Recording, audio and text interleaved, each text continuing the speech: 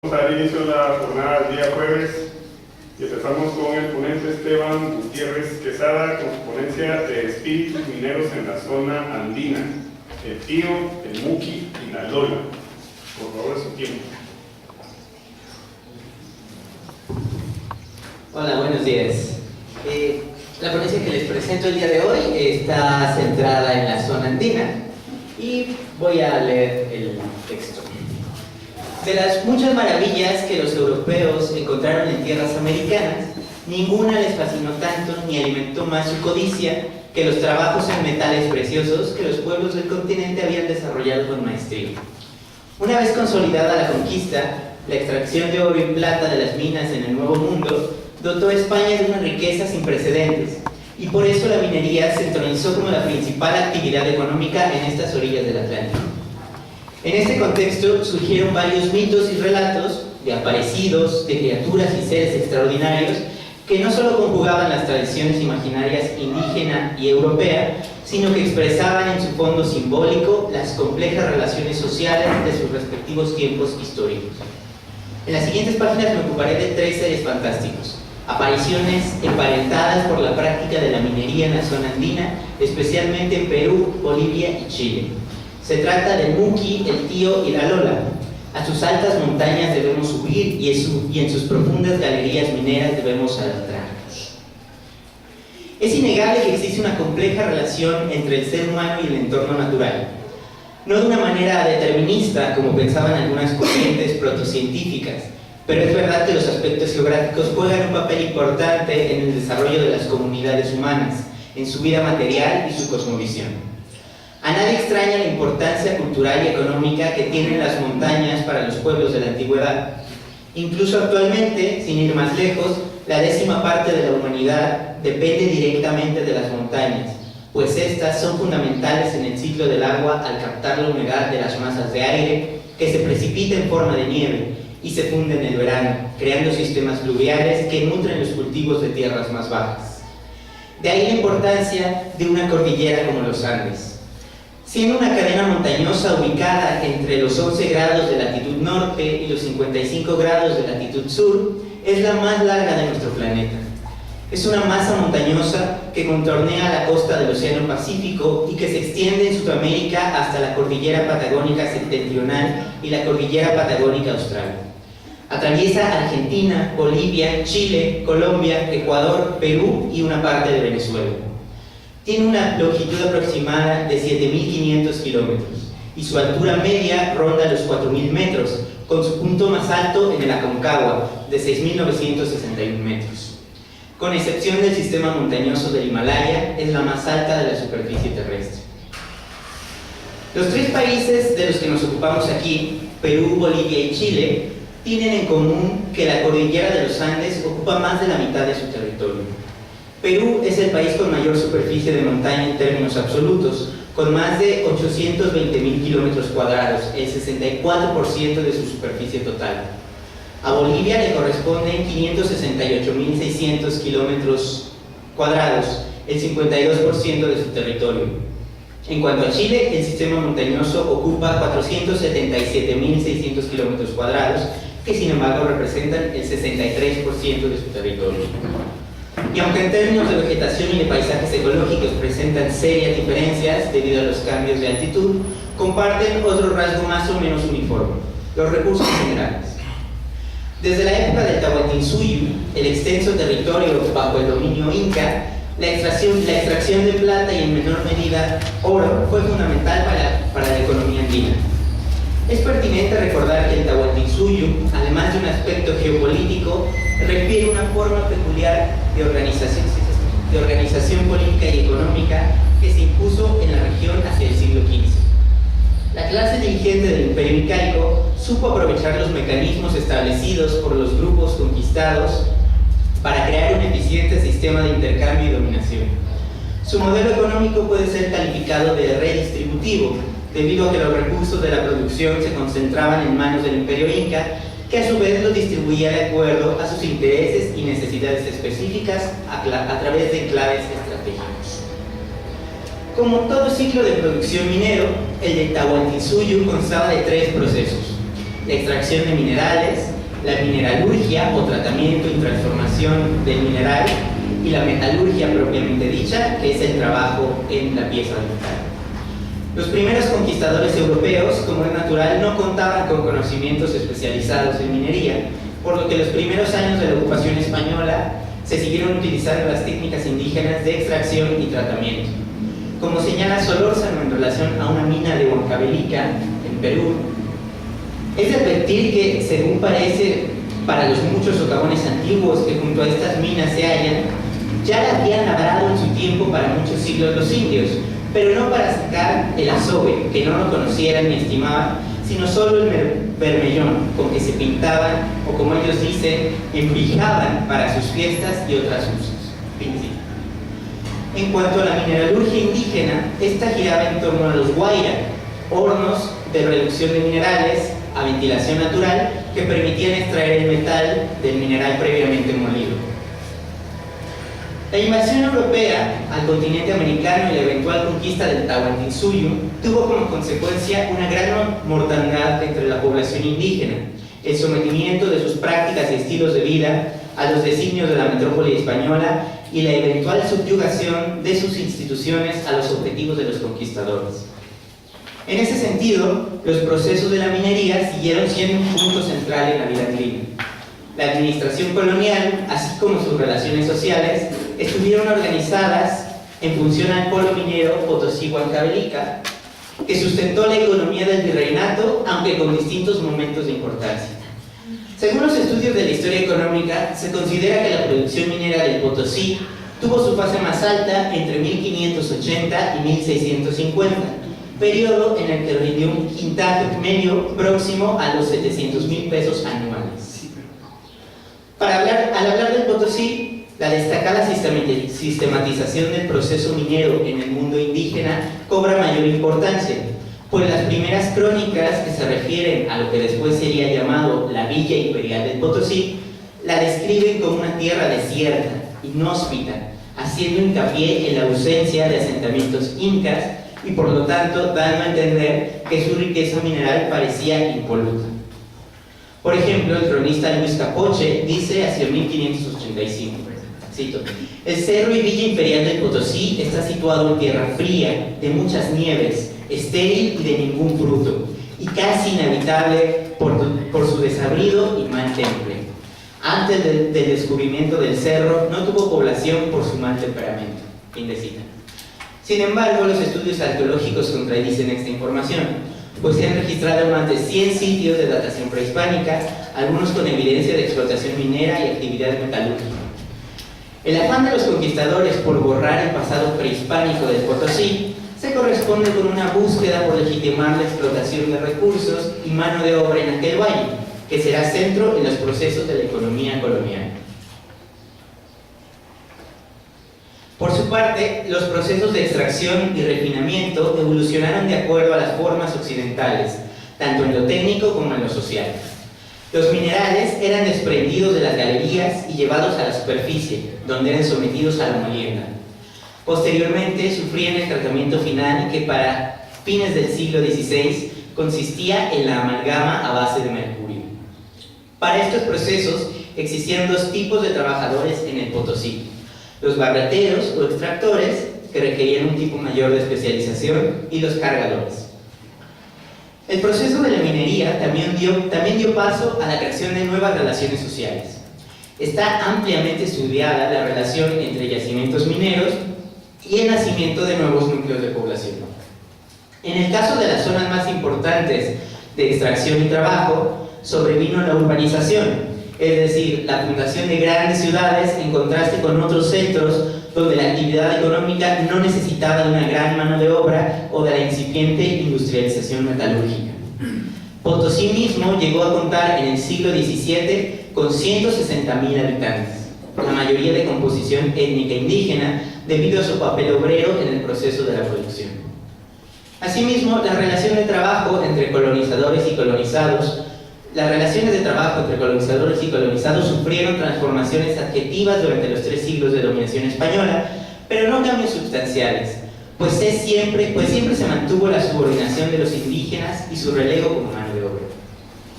Esquemáticamente, podemos decir que en el siglo XVI la esclavitud tiene un papel protagónico. Por un lado, la esclavitud indígena, justificada como parte del botín de guerra de conquista, y la importación de esclavos africanos para responder a los vacíos que dejaban las epidemias y matanzas de las poblaciones prehispánicas.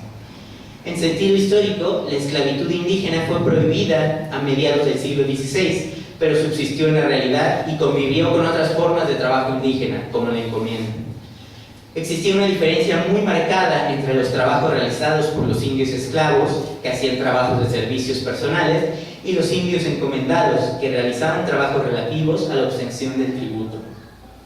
La minería fue la actividad económica que agrupó con más fuerza el trabajo esclavo, trayendo como consecuencia la de diezmar la población debido a las enfermedades y el carácter intensivo del proceso metalúrgico.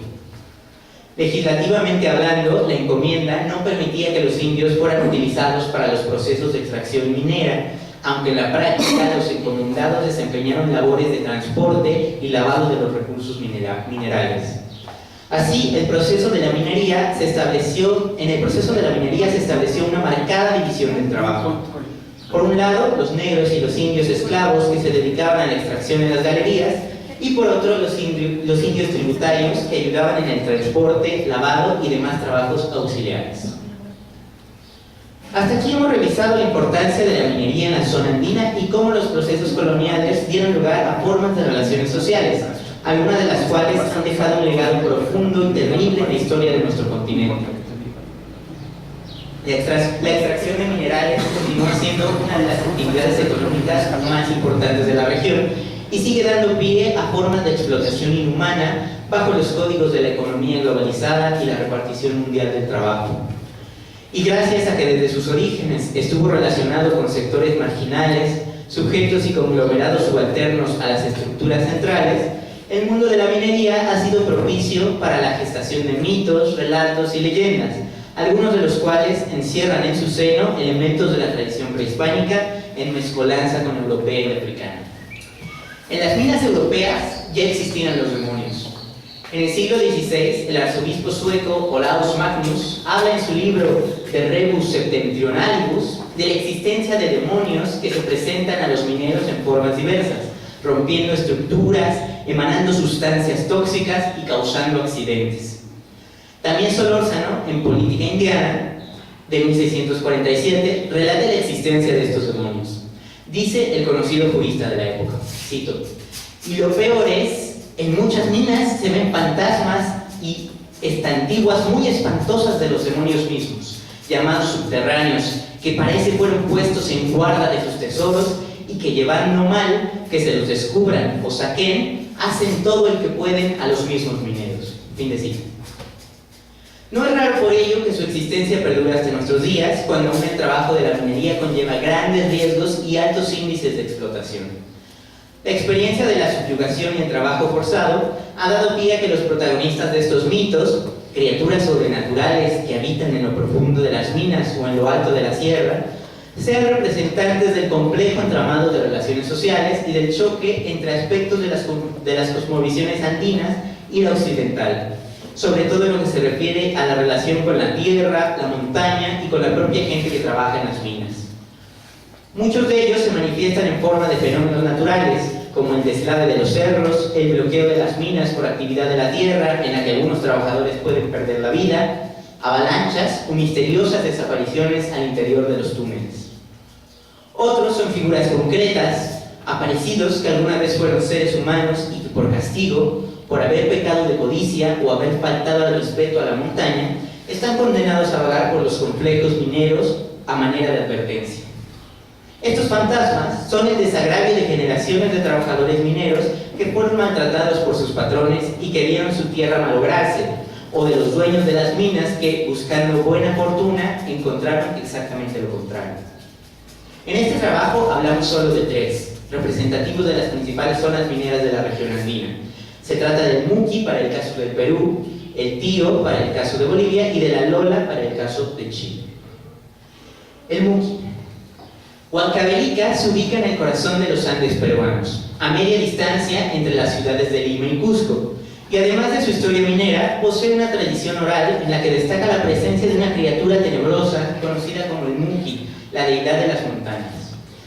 Se trata de una criatura de aspecto humanoide, un hombre pequeño, con la estatura de un niño, que porta un atuendo de minero como los de la región, con la notoria diferencia de que sus herramientas y su ropa están hechas de oro.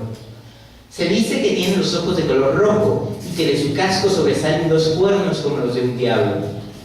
Dicen que tiene la piel blanca y que puede llegar a confundirse con un gringo, pues a veces aparece con barbas y bigotes rubios, dorados como sus atavíos.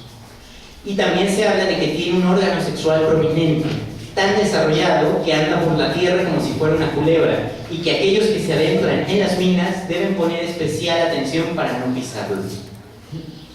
Es reconocido como el dueño del mineral, su guardián y protector, pues posee la habilidad de hacer aparecer y desaparecer los materiales a voluntad, para que los mineros no los encuentren. Se habla de que tiene un carácter celoso y que se porta castigador con aquellos que buscan extraer lo que le pertenece. Sin embargo, muestra una cierta ambigüedad en sus atributos. Mientras puede mostrarse generoso con aquellos sujetos de buen corazón a los que les entrega el mineral sin recelo, también puede causar terribles accidentes, botar a los trabajadores de la mina e incluso asesinarlos cuando estos no cumplen con su voluntad o no presentan una ofrenda para complacerlo. Al adentrarse en la mina, obligados por la naturaleza de su trabajo a pesar de sus miedos, los trabajadores tienen dos maneras de enfrentarse o reaccionar frente a esta criatura. Una respuesta individual, es decir, cuando el sujeto hace un trato o un pacto con el Muki. La otra es una respuesta colectiva, donde la comunidad en pleno decide rendir tributos a este ser. Los testimonios dicen que el Muki se presenta ante los mineros con la promesa de riquezas y abundancia mineral a cambio de que la persona le entregue su vida en el futuro, en una fecha determinada. Si el minero acepta el pacto, debe volver a presentarse ante el Muki con coca, cigarrillos y alcohol para cerrar el trato. Cuando esto sucede, las galerías de la mina que antes estaban vacías se encuentran ahora rebosantes de minerales listos para su extracción inmediata.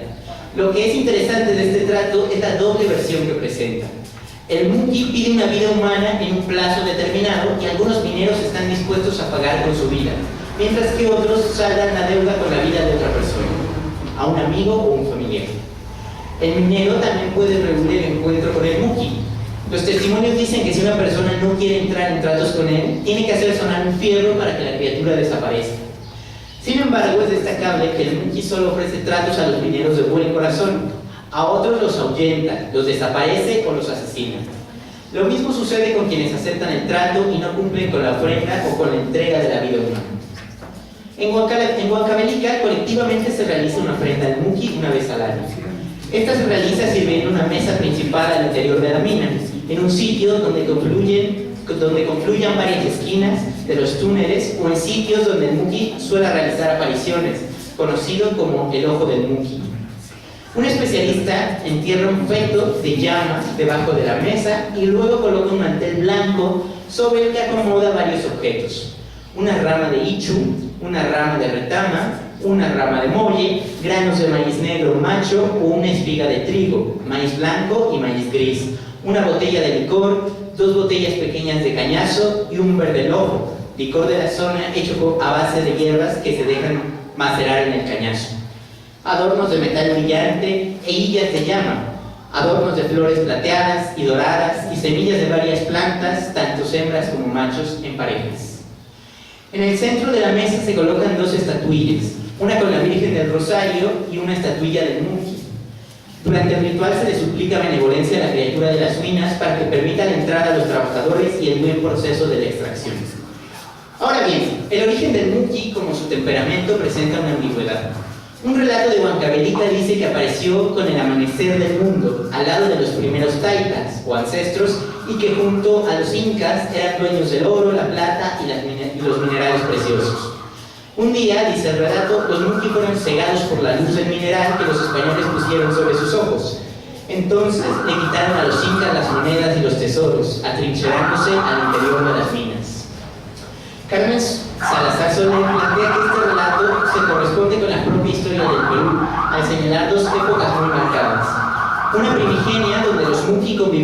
habitantes de la región andina, compartiendo y cuidando los abundantes metales, y otra donde a instancias de la codicia española traicionaron a los incas y arrebataron sus tesoros.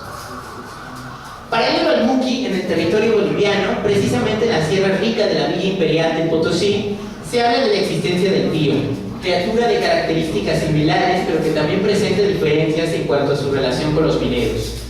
A diferencia del Muqui, tomado como el espíritu ancestral que cuida la mina, el tío está plenamente identificado con el diablo.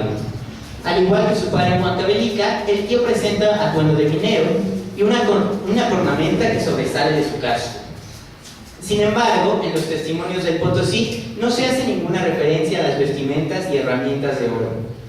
La característica del palo de grandes proporciones, que podemos ver en la imagen, toma mayor relevancia en la acepción boliviana, puesto que se cuenta que aquellos mineros que luego de la ofrenda de coca, cigarrillos y alcohol se quedan dormidos al interior de los túneles, despiertan con sangre en sus pantalones porque fueron violados por el tío.